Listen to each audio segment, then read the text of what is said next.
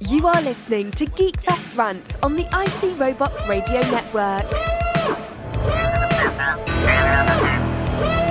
You have located GeekFest Rants, the entertainment podcast for genre geeks like you.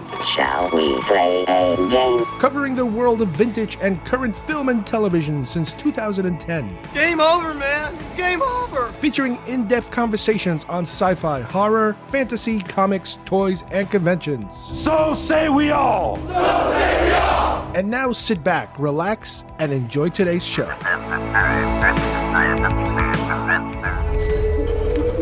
They're coming to get you, Barbara. Marty Kinkle, the only person you're gonna scare is yourself. Gotcha. Good night, Harvey. Good night, Sabrina.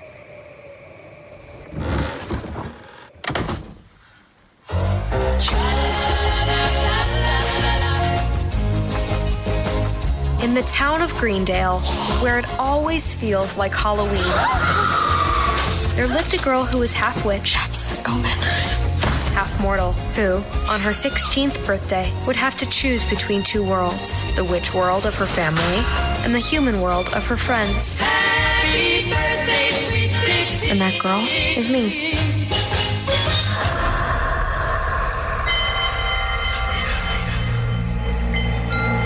Are you willing to forsake the path of light and follow the path of night?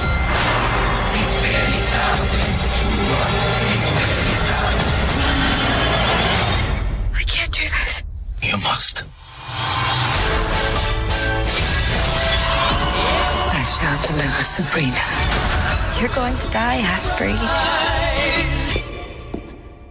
Girls, let's not be catty bitches.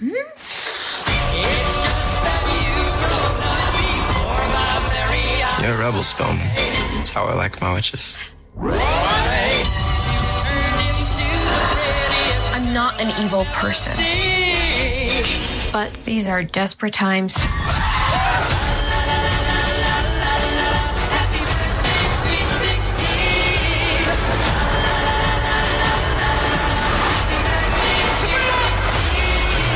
My name is Sabrina Spellman, and I will not sign it away. Would you like to do the honors? With pleasure. Rise. Rise. Sweet 16. What's on Hilda? She annoyed me, so I killed her and buried her in the yard.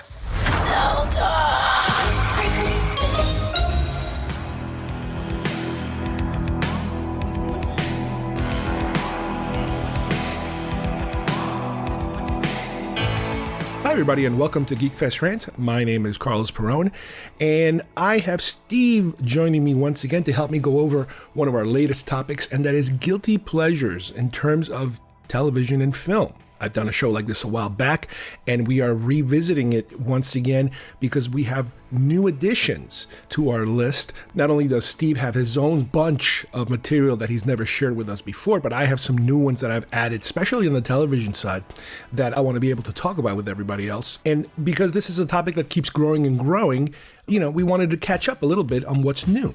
So let's begin with our guilty pleasures.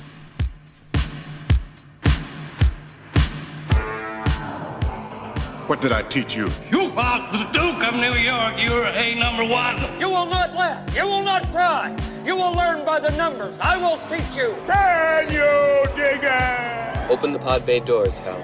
I'm sorry, Dave. I'm afraid I can't do that. That spawn of Satan. Oh, really? The Force will be with you, always.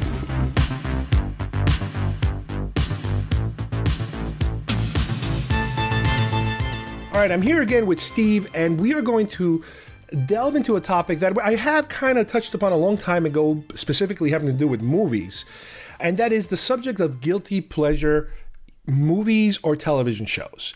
I have a whole bunch of television shows lately, and even a few from the past that I've been jumping on for different reasons, and all of a sudden I'm realizing this isn't that bad. I actually, I don't know if I want to advertise that I'm watching it, but I probably will anyway. I'll probably end up, posting articles about it. But shows that kind of surprised me that I would like, because most of the time I try a new show that I think I'm going to love, and I think most of the times I'm disappointed. Here is a little different because I'm trying something that I might be doing it just to kind of connect a little better with, let's say, my son or my daughter in terms of what they're watching. And then all of a sudden I'm like, oh, wait a minute, this isn't that bad. So let me let you start the lead here, because I'm sure you got a whole bunch of stuff just like me. Which one would you like to start with, Steve? Yeah, and I feel like we're airing out dirty laundry here. It's confession time. Okay, so most of mine are more movie-based, rather. Well, you have more TV slant on yours, but I'm gonna start one where this movie came out a while ago, and I remember watching it, and for whatever reason, it got like a lot of negative press, but I really enjoyed it, and that movie is Sucker Punch. Yeah, and I was in the midst of watching it, and I wanted to hear what the buzz is about, because I had seen the trailer spots and the commercials and everything, and it looked visually gorgeous. It was very slick, it was very stylized, and it's directed by Zack Snyder, so it has that very Snyderian feel to it, if you will. So. And it's very much based on fantasy, so it's definitely sort of over the top storyline where there's these four girls. They have they're kind of like stuck in like this mental institution, and they have to like sort of break out, and they all have like these like sort of like code names like Rocket, Sweet Pea, Amber. And it goes through their sort of plan to sort of break out of this prison. And, to the Zack Snyder, it's very over the top. It has like these, very thematic and a very cool soundtrack, actually. The soundtrack is really great.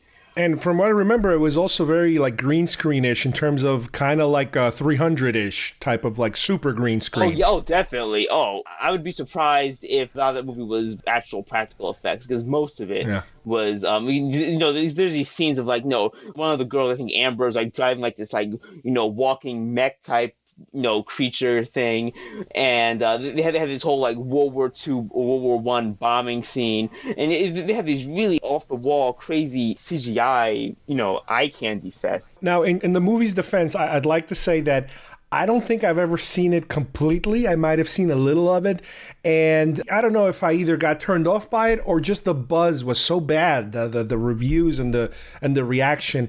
And I remember saying to myself, let me get this straight. After Snyder did this, and then they gave him Man of Steel, and I was like, oh my God, how could they give him Man of Steel after doing this? But I was super happy with Man of Steel. Yeah, Man of Steel definitely was good. But I don't know, there's something about this movie where it's, normally this isn't really my style, where I like, I don't really go for a ton of like action, movies that are just completely, CGI fest. But there's something about this one where it was so fantastical, and it reminded me of like a comic book. It reminded me of like, something lifted from like another source material. But I really enjoyed it. It's crazy, it's wonky, it has these, crazy femme fatales, but I really enjoyed this one. Well, the first one I'm going to mention, I believe, is one that you also might be familiar with, and for me, it's a Netflix show called Sabrina the Teenage Witch. At first viewing, or even at first hearing about it, I know that it's based on some older, I don't know if it was a Disney or a Nickelodeon show, or some kind of tween kind of show back from, I guess, the early 90s or something. I don't even remember how old it is. Yeah, it was mid-90s. It was on it was Channel 9, UPN9. It was on, I believe. Oh, wow. It was on syndicated. Wow. Definitely. And from what I understand, the original show was very kiddie, very teenagery type of thing. I don't think it was very serious. I think it was just a fun kiddie show. Not at all. Yeah, it was very sitcom-y, sitcom-y. Right. Yeah, exactly. And I knew that Netflix had a show, but I wasn't paying attention to it because I'm thinking to myself, it's just a remake of that. And like, for example, I know that my wife and my son, they've been watching like Fuller House, which is the reboot of Full House. And I'm like, I don't like Full House. I'm not watching this other show because I don't like the original. And from what I've seen, this looks exactly like it. So I was thinking it was just going to be a rehash of exactly the same thing that was. But then, out of all things in the world, in one of these first of all, in Facebook, all these different groups that I belong to, I kept seeing posts about it, the Nerdists and this and that and the other, all these different genre media places kind of praising the show. And then I started seeing these articles about, I don't know if you saw them, but something about like the Church of Satan is suing Netflix because of the depiction of the Church of Satan or something. And I'm like, wow, that's kind of weird that they're upset at a show. Well, hell, if they're upset at that show, I got to take a look at this thing. And just as a fluke, I started watching it. And it does have the basic cheesy elements of a teenagery kind of show. But it has this dark side that I was not expecting one bit. I didn't think they were going to go this far on certain things. Now, granted, I'm only, I don't know, maybe about halfway into the season, so I'm not really deep into it. But so far, I am surprised. And I was telling my daughter about it, and I'm like, hey, have you ever heard of this show? Has anyone been talking? She's like, yeah, a lot of my friends are saying I got to watch it, but I haven't started yet. I'm like, well, I'm watching it now, so if you want to catch up, it's up to you. And to me, the best way to describe it, and I hope I'm not off the mark, but it kind of feels a little bit like Stranger Things. It's a kid-centered show that has some really seriously genre. In this particular case, instead of being sci-fi twist, this is more of a horror twist. And it's like, wow, I didn't realize they could do that. I mean, I don't know if you got the same reaction out of it. Oh, yeah. Well, I think when I went into it, it was my sister who sort of turned, who kept telling me. So I was already a little more prepared about what tone it was going to take. But I will say this, because I was a little more familiar with the previous. I'm not saying I watched it. I may have glimpsed an episode. That's okay. You can cleanse your soul here. Let it all out. This is the safe zone. But I may have seen an episode or two of the original Sabrina the Teenage Witch by accident. So in by accident. Yeah, I was walking past the TV. Yeah, it just happened. So in comparison, it is strikingly different, actually, than the original material, in a good way, because it takes it in a very different direction. And I will say this, just to let you know, it is actually based on a graphic novel, on a comic book. Even the original one? No. The original was based on, the original is based on the Archie comics, Sabrina the Teenage Witch. Okay, there we go. That is like the very, very kiddie, Okay.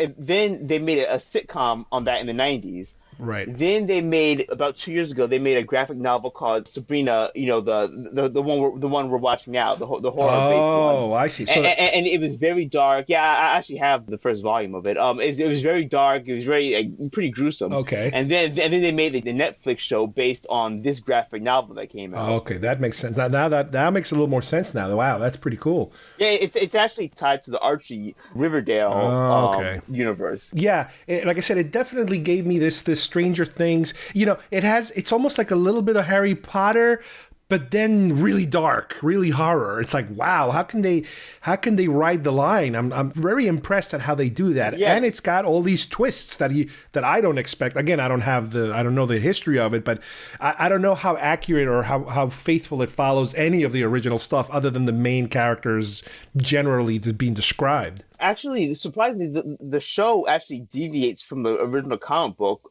by quite a bit. Actually, yeah, like it starts out pretty similar, but once you get past like that about on the halfway part of the series, it deviates pretty extremely from the comic. But yeah, you're right though. I mean, the way they blend, I guess more. I don't want to say the word juvenile, but more like humor based for younger audiences. But they still have like these really creepy concepts. Like there's the one episode. I'm not sure if you got to it yet, but it's the one episode where like they want to like cannibalize one of the girls and like eat her. And, like I'm like wow, okay.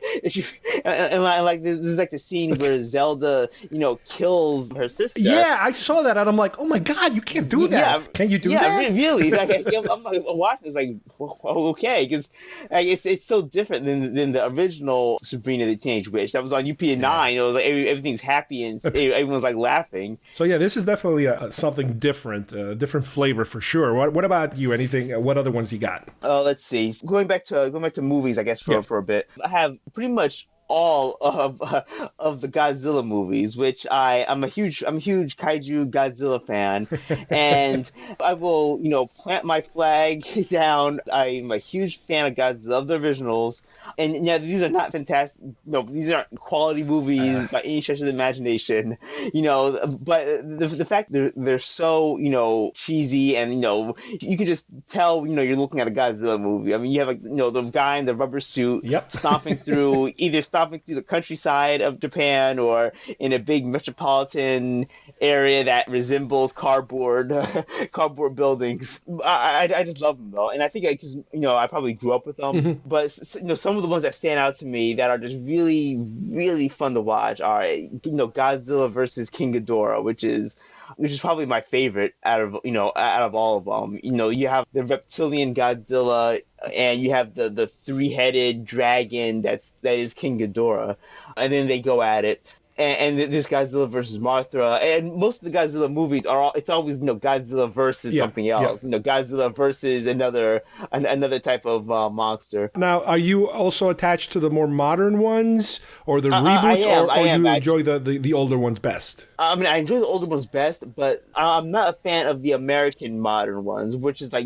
the 2014 Godzilla, and even the one that's in the one that's coming out now. I mean, I'll definitely see it, but there are more modern Godzillas that were actually put out in that style to make it look like it's an older movie. So they'll still have the guy in the suit, and they'll still have very cheesy lines and bad lip syncing and everything. They do it on purpose to kind of build it up to make it look like it's actually shot in the 70s. Plus, if you're into anime, I think we mentioned it before, Netflix has a whole bunch of Godzilla animated shows, new animated shows that are also very different than anything else. Yeah, it's surprisingly, I never have yet to watch a Godzilla animated movie. I don't know why. I've always, I guess, gravitated more toward the live action. Well, if for any of our listeners, if they're really into Godzilla, search back our archives. We have a couple of episodes, but there's one with a friend of ours, Mike Sutton, who actually went to Japan and visited some of the studios and saw some of the props. He's a gigantic Godzilla fan, and he goes to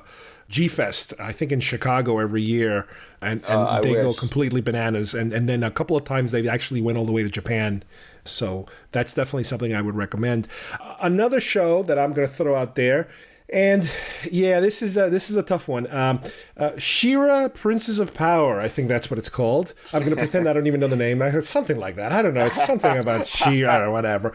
You heard of it once. Somebody mentioned it. Well, let me just first say that my knowledge of the show goes back to obviously the 80s with He-Man, and I know that they had a secondary show, a spin-off called She-Ra.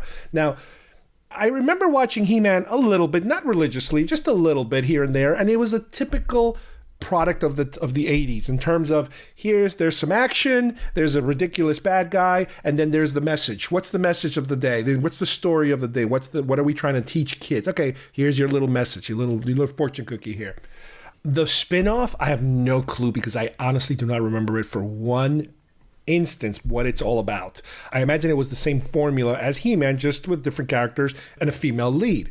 So once again, here I'm going through Facebook and I keep seeing a lot of articles about, this show is pretty good and it's getting renewed and people are liking it and people are angry at it and people hate it because there's too many women on it. It's like, She-Ra, what do you expect? It's you want a He-Man, you go see He-Man, whatever. But so I gave it a try. Same thing. I asked my daughter, "Hey, did anybody friends watching She-Ra?" And she's like, "Yeah, let's watch. I'm gonna watch it today." Okay, I'll sit down and watch it with you. So I had an excuse. I'm watching it with her, and it's not Sabrina the Teenage Witch. It's more kiddie, yes, but I find it smartly written. It is not what I expected, and maybe it's because I haven't been watching real kid shows during the last 20, 30 years. I've been watching more adulty kind of stuff. So it is nothing like what I remember these original, and I'm talking about the 80s where you had your Transformers and your G.I. Joes and your whatever, the Smurfs, everything was kind of like the same. There wasn't really, that I can remember, anything kind of edgy or that would challenge you in any way. This to me feels different. The characters are different. The twists are different. Where the characters come from. Her character is really part of the bad guys that turns into a good guy. It's like, wow, that's really different. Again, for all I know, they might have done the same thing on the original show. I just don't remember. But again, it's one of these shows that I can watch with my daughter, and it's got more than I expect, which is kind of weird. So I don't know if there's a lot of shows like this. Maybe there are a lot of shows like this. The characters seem to kind of switch on you, where at 1 minute you think this is a good guy, but then they kind of turn bad and that kind of thing. You kind of make these preconceptions of these characters, and then all of a sudden they flip it on you. So that's a little something that I don't expect from an animated show that is not like a super crazy anime adulty kind of thing where you expect serious stuff to happen. But the presentation, the way these things are drawn, they're still kind of classic animation drawings. They're not, like CGI kind of stuff, like for example, Clone Wars or anything like that from, like Rebels. This is it looks more traditional animation, kind of like Resistance now. It looks like traditional animation. Yeah, and that's something I should do. Sort of. I mean, as much as I love the CGI stuff and the more computer anime stuff, I still find myself attracted more to the. I'm not even sure if Resistance is even hand drawn. I doubt it. No, but it's the look. I like that more. The aesthetic of more traditional looking. Exactly. The computers are still doing stuff. The cells are not drawn on a piece of plastic, and the guy's using a brush and drawing on it. It's all computer done. It just looks like traditional. It's just the style, the aesthetic. Like you said, it's the aesthetic. It's not the mechanism. But that's another weird one that I'm like, yeah, okay, you ready to watch another one? Yeah, let's go watch another one. It's like that.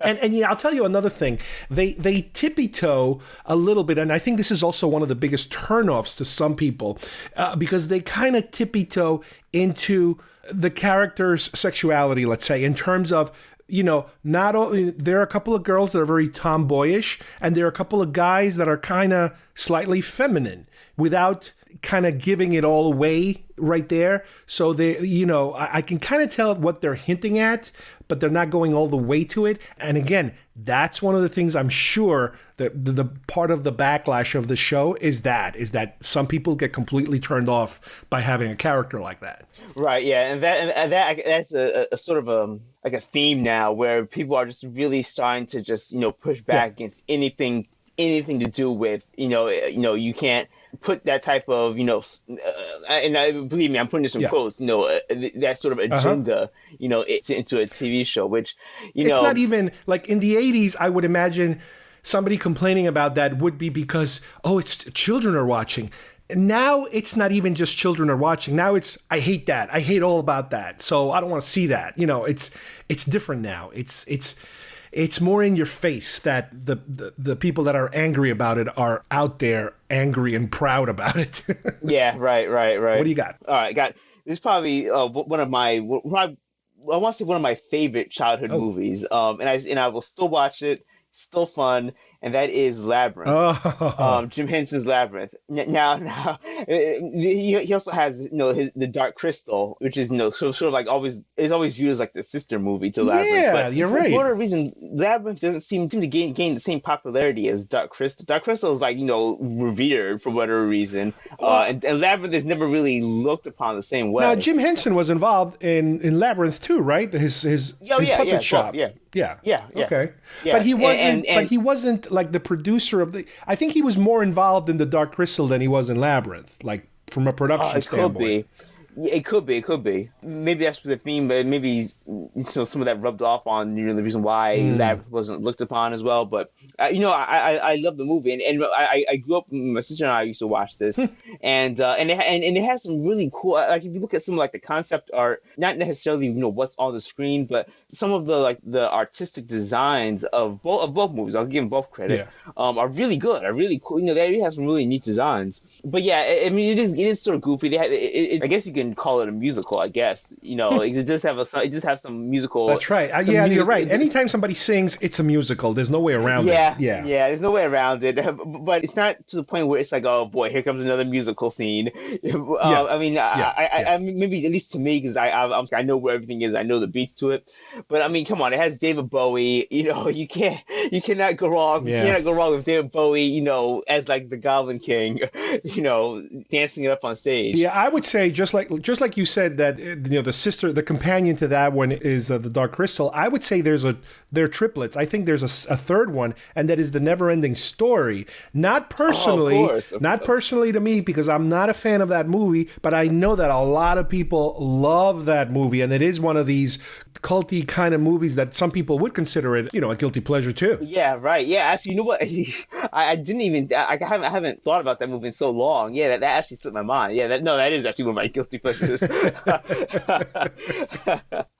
But I really think Labyrinth is one of those movies where it just has a certain feel to it, I guess, if that makes any sense. Even like the puppet designs and the way it's sort of like, brought to life is just really, really, really fun to me. And David Bowie. It's funny, you mentioned this movie, and I'm going to mention one now that I completely forgot about, that to me it is kind of a guilty pleasure, and that is Legend.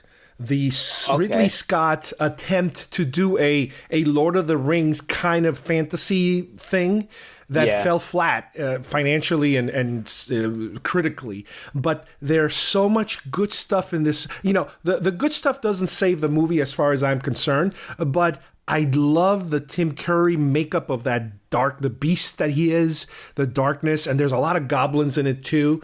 And you can kind of tell that it's like there's so many little good elements, but it doesn't help the entire picture. It misses the mark. You got Tom Cruise.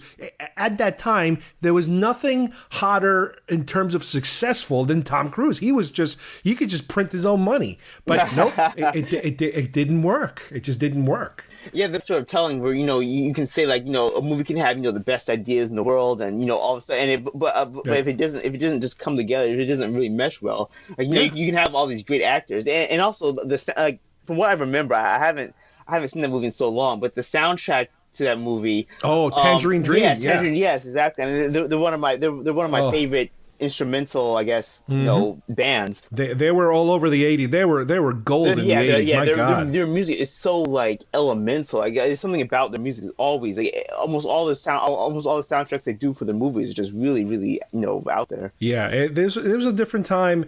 I keep thinking again with Lord of the Rings, they just hit a home run. They hit everything exactly the way they're supposed to hit it.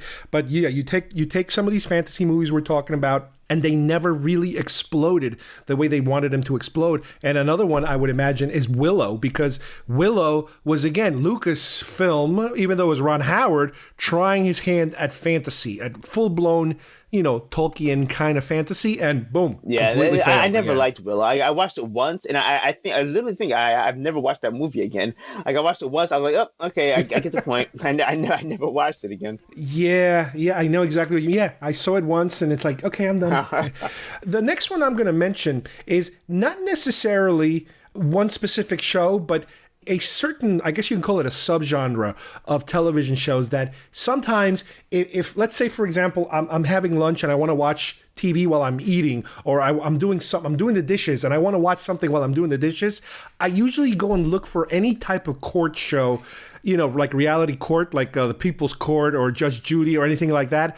I'm a sucker for that stuff. And I don't know why. I like to watch people arguing for real, I guess it is.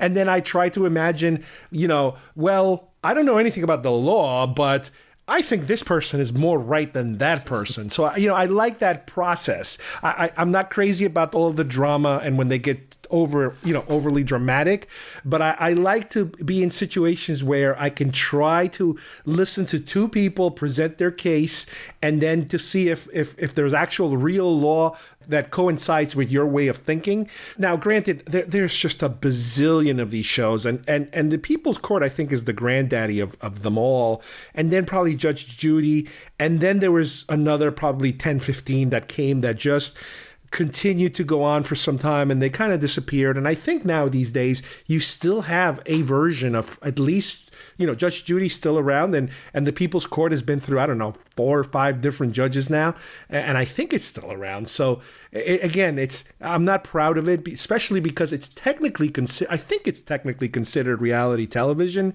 And I remember, at least with the People's Court, there was this thing that I absolutely hated, and that is that you find out that the contestants, the people going through the trial, they're both going to be paid to be there.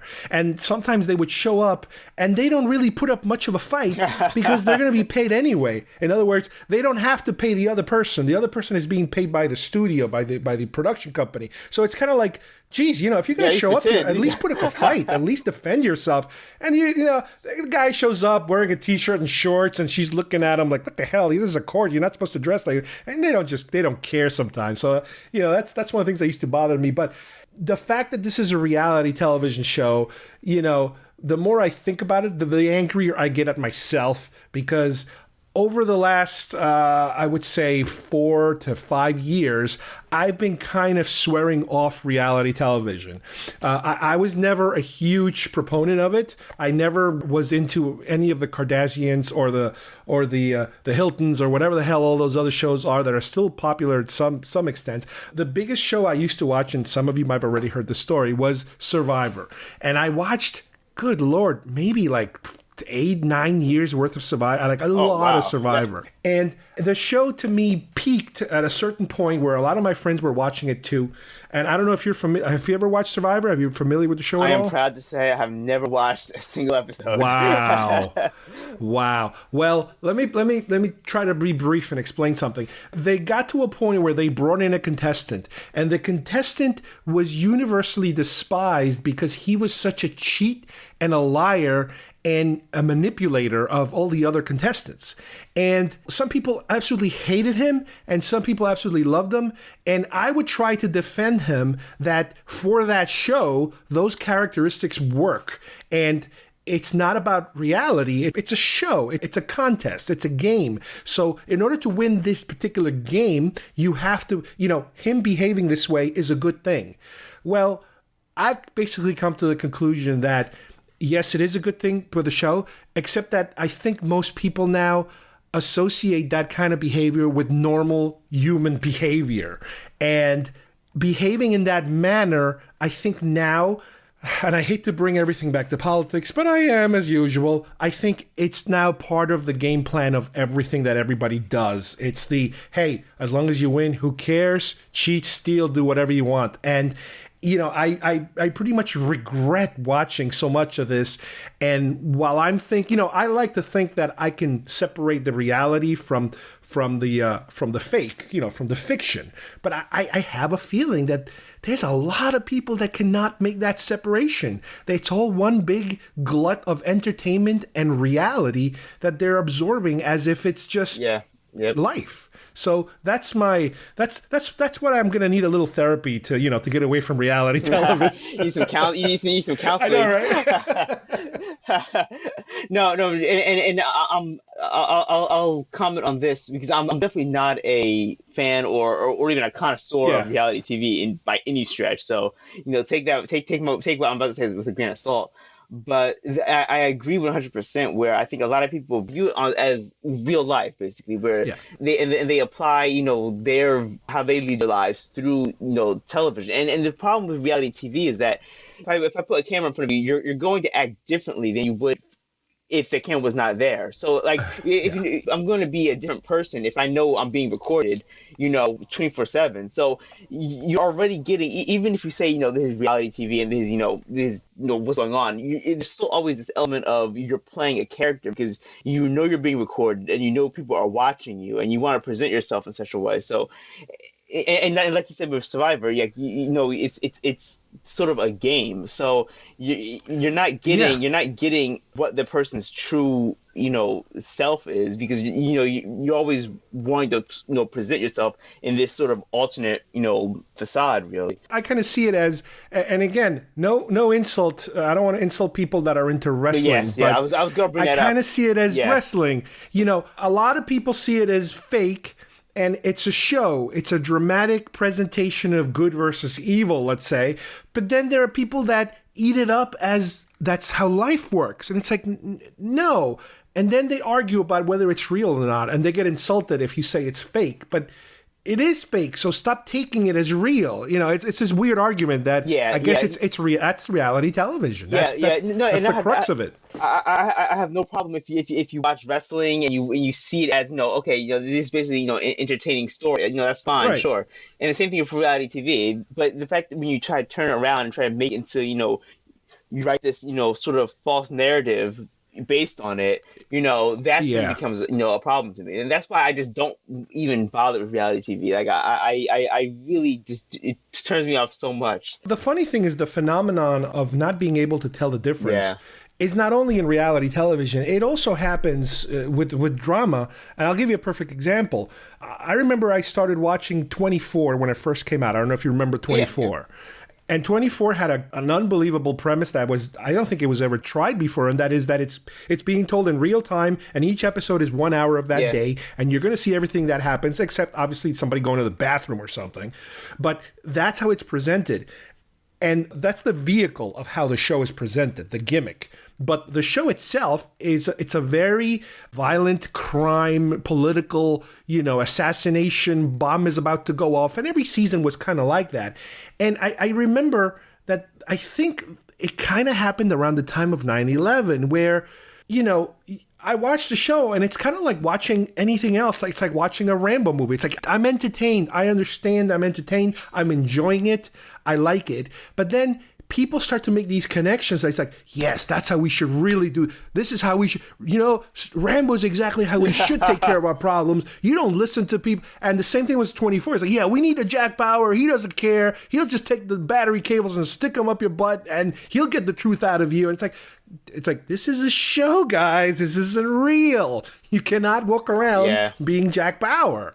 And again, it's something about, I don't know if it's entertainment or art or whatever you want to call it. I don't know if people have this kind of bizarre reaction to literature, but for some reason, it just gets people all crazy and they forget the difference between reality and fiction. I definitely think it's a syndrome of the visual aspect. I don't think this would translate into like if someone was reading a book, they get so into it. Like, you teach them, But I think it's definitely has. It's a visual medium, and it's sort of like no offense, but it doesn't require much intellect. You just absorb. Yeah. You don't have to think. You just absorb. You ingest. It's different. And especially if you don't have like that filter on where you sort of filter yourself, saying, okay, this is entertaining story.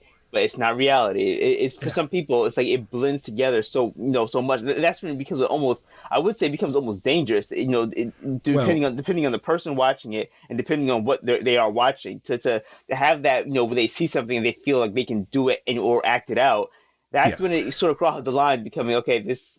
Might want to step back for a second. Yeah, and again, I'm going to get political. Go for it. We had a reality election. It was a reality show. It was reality characters saying reality literally. Things, and we are now in a reality environment, which is, I feel like I'm watching an episode of Black Mirror, and it's real. It's what's happening now. It's just bizarre. But anyway, we got way off the subject, the topic as usual. Why don't you give me one of yours? It's hard to follow that one up. Okay, so my next one is the Judge Dredd movie. And now, not the most recent one, because because I love the most recent one. That's definitely not guilty pleasure. That's just all pleasure. but that's pride pleasure. But the one I'm referring to is the one from 1995. Starring our aforementioned Sylvester Stallone as Mr. Dredd himself. Now, this movie, it's not bad, but it's just it's so, I guess, different than the comic, and it's so sort of, I don't even know. I'm even losing the words to how to describe this. Now, have you seen this, Carlos? Well, let me tell you a quick little story. I have seen it. I'm not a fan of it. Like I said, I love the last one they did, but I also, again, as usual, I don't have the baggage of the comic, so I can't tell you which is more realistic, to the comic, to the original material. I do know stories of, as usual, most movies that Stallone is involved, he destroys everybody and he overtakes everything. And the funny thing is that I'm Facebook friends with somebody on Facebook who I think was the person that had the rights to that movie and was credited as a producer, I believe. And he tells stories on his Facebook page about what a disaster it was in terms of trying to make it and how everything ended up being so far away than the original intent that they had because of all these different personalities that decided to go in 10 different directions. The producer wanted to go in one direction, the director wanted to go in another direction, and Stallone wanted to go in a completely different direction, and usually Stallone gets his way. At the end of the day, Stallone wins. Exactly. Because it becomes a Stallone. Every Stallone film is a Stallone film. Whatever the story is comes second because it's Stallone. Everything is Stallone. I mean, but that's what you get when you hire Stallone. It's a Stallone film.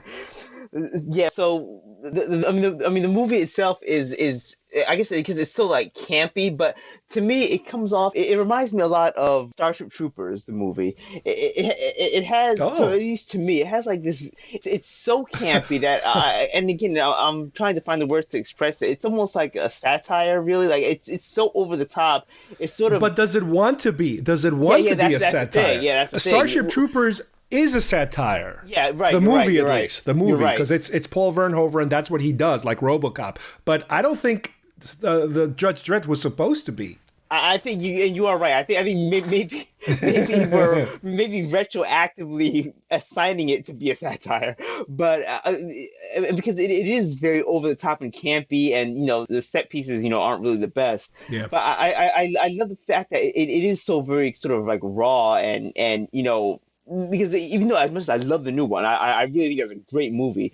It was so dark and gritty. This version of it is a lot brighter, and it's a lot goofier at least for me, it's almost like a good type of goofy where there's still more humor into it. Well, they have that comedian, so he's like the comic relief. I forget Schneider, he's there to just crack jokes. Yeah, right. But again, it doesn't come off to me as, completely like unwatchable. Like I'll say this: a movie like Street Fighter is very, very bad. Like I really can't watch that movie at times. But for this, it has that same element to it. But it's just done in a way where I guess because the source material of the comic itself is more aligned to that type of storytelling where it's over the top. I sometimes get it confused with Demolition Man because it came around the same time and he did like back-to-back crazy sci-fi stories, and it's like, oh, wait a minute, which was which? Oh, okay, that's the one. Oh, that's right. I forgot about Demolition Man too. Yeah, that's another one. But yeah, I really enjoyed the first Judge Dredd, and I think it does sort of get a bum rap, but I don't think it's really that bad. Some of the dialogue and lines are typical Stallone. Yeah, definitely. I am the law, but yeah, it's Stallone. It's 80s. That's what 80s Stallone would do. That was his job. It just carried over. Yeah. Now, let me actually throw another one here that I just remember, and I hope I'm not repeating myself from an episode, 300 episodes ago or however long it was. Dune, the one from David Lynch. Dune. Right. That's a movie that the critics destroyed it. It's a very difficult movie to watch. It has some very inappropriate, in terms of things that just don't seem to belong in this story. There's a lot of weird influences in it. I know it was, I believe it might have been a Dino De Laurentiis film. So there's a lot of the cheesy Italian, European, like the Flash Gordon-y kind of aspects to it that worked on Flash Gordon, the movie Flash Gordon, but in this one they kind of don't work because Flash Gordon didn't take itself too serious, but this movie does take itself serious, and it kind of collides with a lot of that stuff. But there's something about that movie that I cannot, if it's playing, I'll watch it, and let me give you a better example. I have an Arby's around here, and once a month, I'm like, I want to go to Arby's. I want to have a damn roast beef sandwich. And every damn time I have it, I hate it. And I go back every month, and I hate the damn I don't know why it is. I get a craving for something. I go, and I know I'm going to be disappointed, and I'm disappointed. That's what Dune is to me. It's a roast beef sandwich because I know I'm not going to like it, but I got to see it. And I have a feeling it's because there is an actual good story underneath all that muck.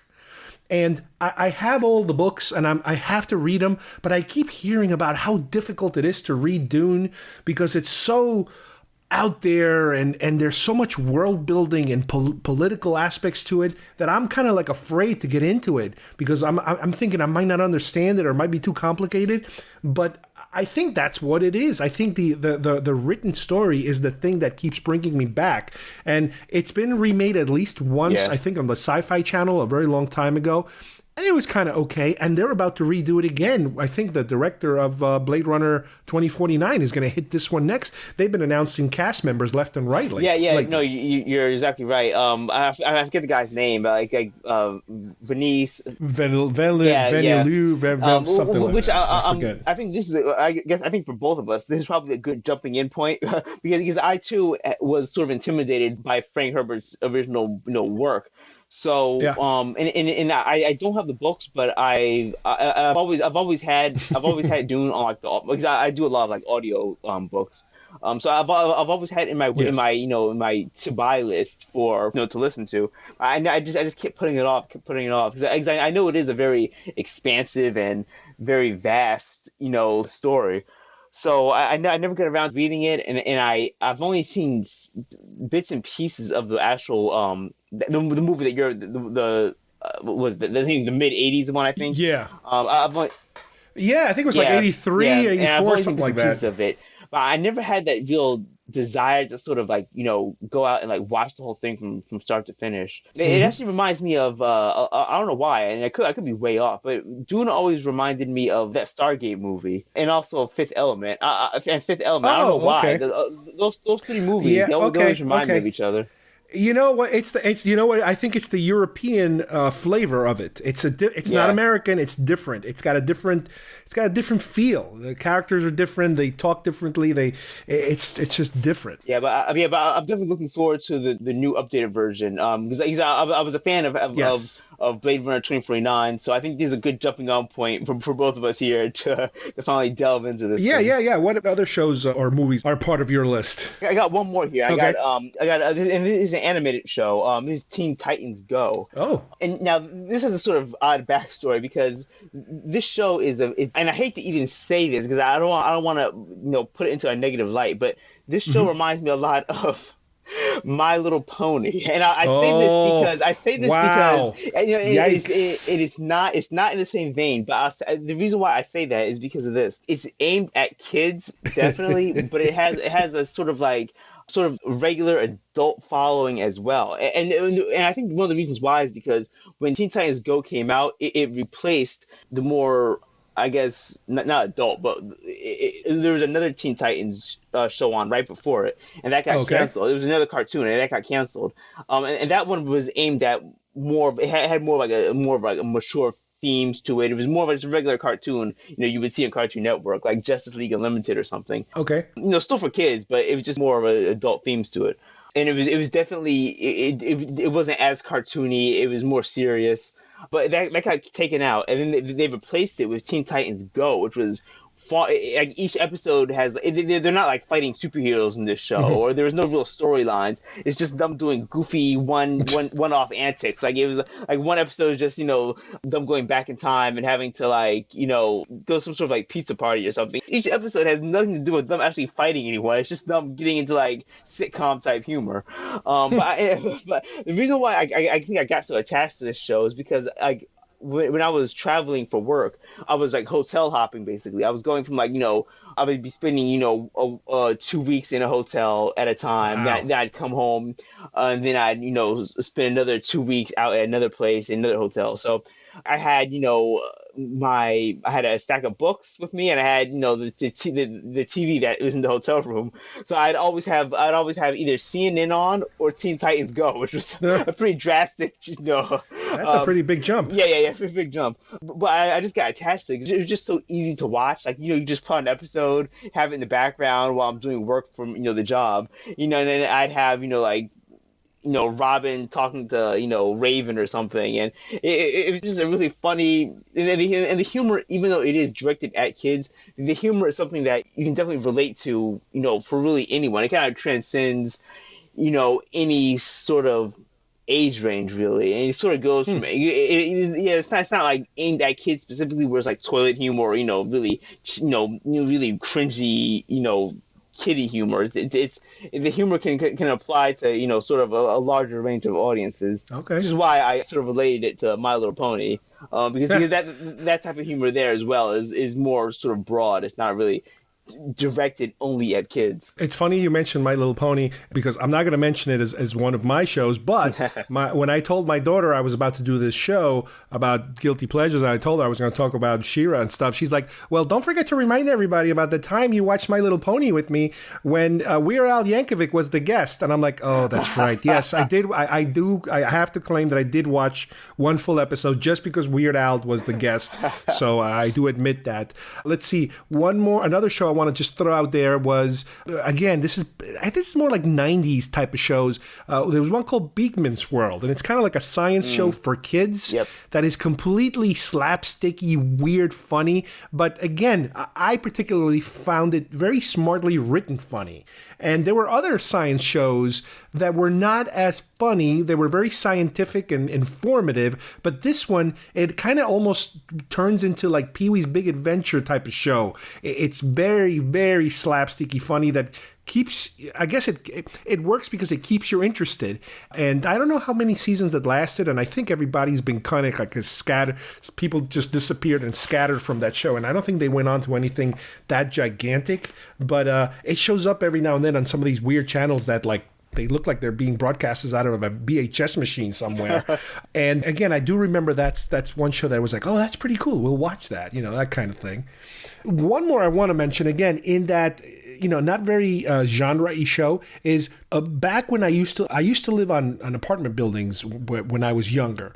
And we would move, we had moved, different places, and it was always apartment buildings. But I always would watch This Old House because I loved the idea of living in a house and all these projects that you could do, once you live in a house.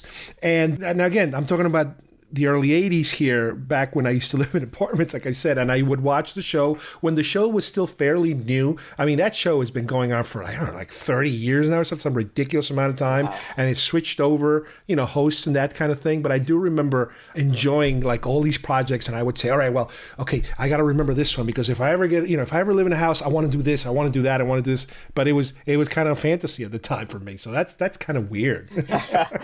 It's funny, as I've gotten older, my taste in shows have sort of changed. So now, like, I'll find myself, watching something. I hate to even say this out loud, but I'll catch myself watching like HGTV or something, looking at like like gardening shows. Like, oh man, that rhododendrons look really great. Like, like I'll like find myself in Barnes & Noble picking up like gardening magazine, like that, like like you're just flipping through it, like saying, oh, that's yeah, it looks so simple. I could do that. Exactly. It's like wow, but it takes. Well, yeah. I mean, this is there's a ton of stuff, I think, and little by little, it we keep coming up with stuff, and a lot of this stuff it just comes out of nowhere. Like I run into these shows by accident sometimes. It's not like I'm necessarily pursuing them and that. And yeah, there's stuff from from early childhood, when I was a teenager, all the way to now. It comes and goes, and I don't think it's ever going to stop. I think we're going to keep getting hit by these things that logically, based on our taste, should not work for us, but sometimes they do. That's one of the benefits of things like Netflix, because there's so many. Like if you just dive into Netflix, like just surf what's available. There's so many shows and everything that are just kind of like they don't make like a big splash or anything, but there are so many like, small little shows that you can find that aren't particularly very good, but they'll like there might be something about them that just kind of like oh, okay, that sounds pretty interesting. You'll turn it on, and then 7-8 episodes later you're still binging it. Well, the problem is with Netflix, I think, is that it's hard to determine what could be good by looking at a Netflix menu. And I don't know if it's across the board now, but I think they completely removed any kind of rating system that Netflix had, because I don't know if it just doesn't work anymore, or because people don't care and they give everything 5 stars and they kind of trick you into watching something.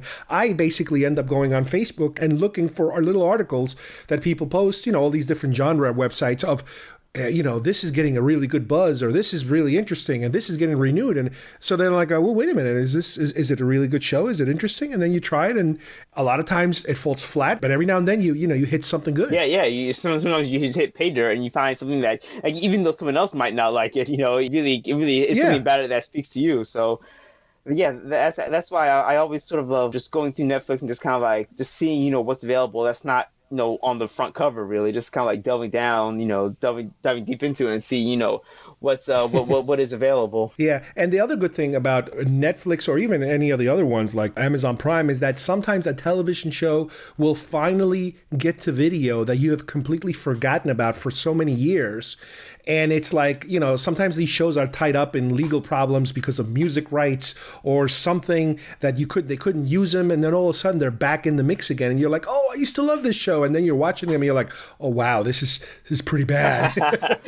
You start to regret like some of this stuff. But anyway, Steve, thank you for helping me out to, figure out all this stuff, and it's funny how many, sometimes you might feel like you're the only one that has all these weird shows in the back of your mind that it's like, you're embarrassed to even talk to somebody about it, but no, they're there. Everybody's got them. They have to just admit it and face the facts. And like I said, this is our social group here, our safe circle where we can admit to it. Yeah, we're going to tell anyone. Yeah.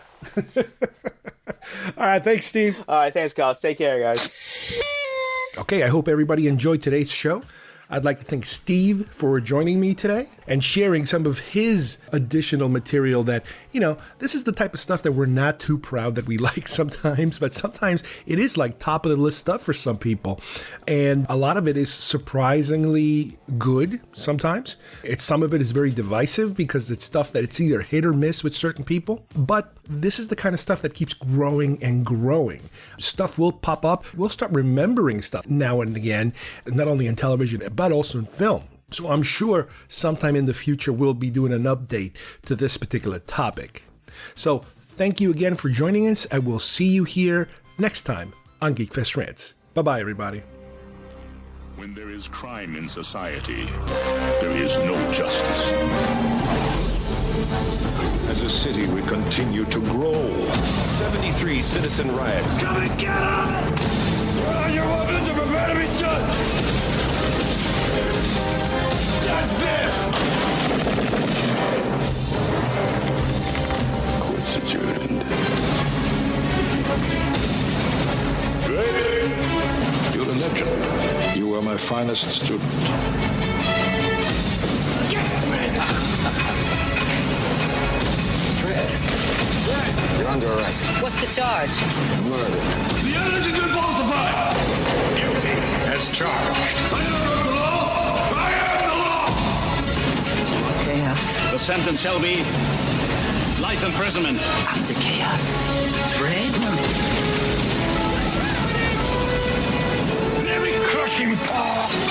Excuse me? We're not together. Look for this council to play God. Who says politics is boring?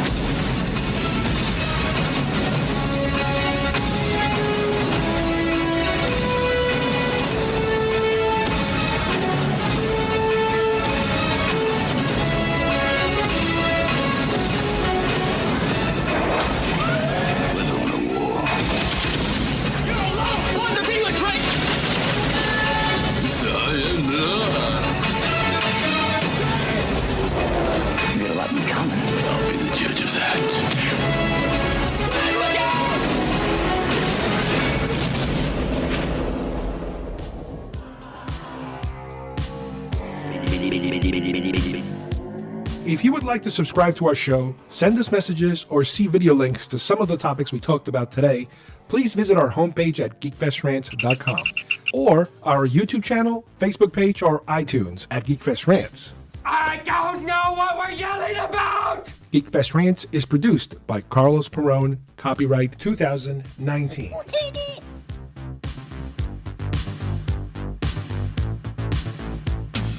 This broadcast is part of the IC Robots Radio Network. Visit icrobots.com for this and many other nerd/nostalgia related podcasts. You won't be sorry for long.